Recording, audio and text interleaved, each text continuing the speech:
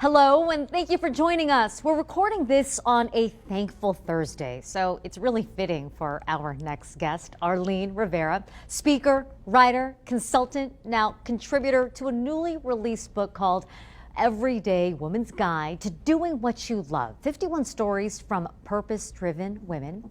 Her chapter is Light Up with Purpose. And I gotta tell you, Arlene, that also sounds like a mantra. I love that you think that.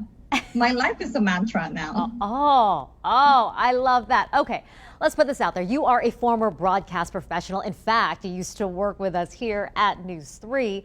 Clearly, storytelling has not left your spirit. What was the experience of writing your story?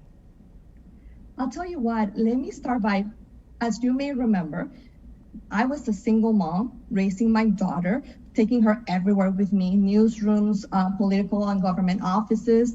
And I was that example, I am still that example of that strong working woman who burned the candle at both ends. I'm gonna be real. I always wore that mask that I was strong. When my father passed and I was diagnosed with a plethora of medical conditions that ended up in a cardiac unit hospital bed, that's when it forced me to remove my mask, to begin my own healing journey. I had to go back and deal with things that happened for me, not to me, so I could learn to let go. And so many times, there's those moments where we suppress and ignore so much. For me, my body finally threw in the towel and said, enough, you will pay attention. Now I have been able to reverse and improve physical symptoms such as fibromyalgia, rheumatoid arthritis, and I have a healthy heart now. I no longer suffer from high blood pressure. But I gotta say to you, for those that know me as the state ombudsman for human trafficking, domestic violence, and sexual assault, that role was the catalyst for my healing journey. The cardiac incident was during that time, and I gotta tell you, 3 days later, I was at that set doing an interview as the ombudsman, and I was wearing that mask so well. Nobody knew what was going on behind that. And so that moment was the beginning of having the courage to step away from everything that I knew, from that role, and for the work for that matter. I was finally able to leave the mask off and embrace all of my beautiful gifts that I have. And I'm able to use my gifts to be able to help and heal, which that book was part of that journey. I want to continue to serve human trafficking, domestic violence, and sexual assault causes, but at a different capacity. I'm currently working on a plan to use some of my abilities to collaborate with law enforcement to solve health cases. And I also want to use my legislative experience to lobby for meaningful causes. I want to be in service as a consultant capacity now. Always on a mission, Arlene. And first of all, let me just say I'm so sorry about everything that you've been through, that journey, but I'm so grateful that you can speak about your evolution now. What is that experience like, or what is that reaction like when women hear about your breakthrough of what you describe in that chapter as self-actualization?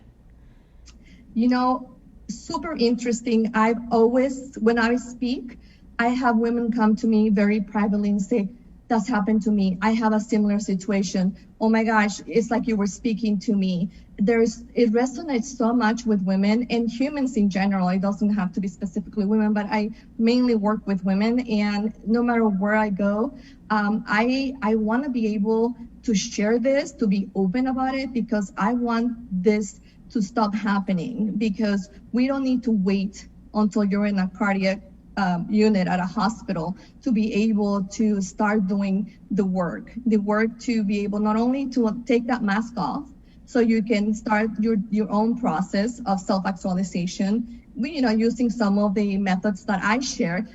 By me sharing on that book, I've shared those in some of the courses that I'm teaching now, but I tell you, putting in pen to paper to actually speak to many that I'm not seeing was very powerful for me.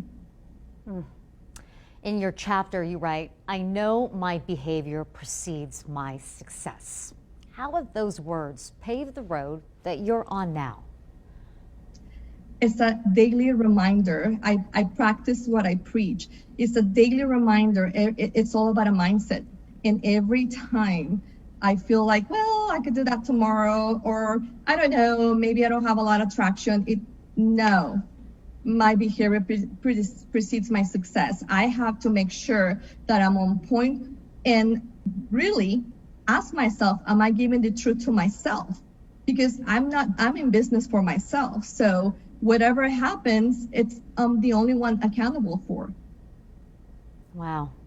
Arlene, you squeezed so much in that chapter. Once again, Arlene Rivera here, author and contributor to a newly released book. It's called Everyday Women's Guide to Doing What You Love. Let's go talk about that chapter one more time, describe it for you. That title is called Light Up with Purpose. Arlene, thank you so much for sharing your thoughts with us. And I want to say from all of us here at News 3, keep on illuminating. Thank you so much. That was beautiful. Thank you.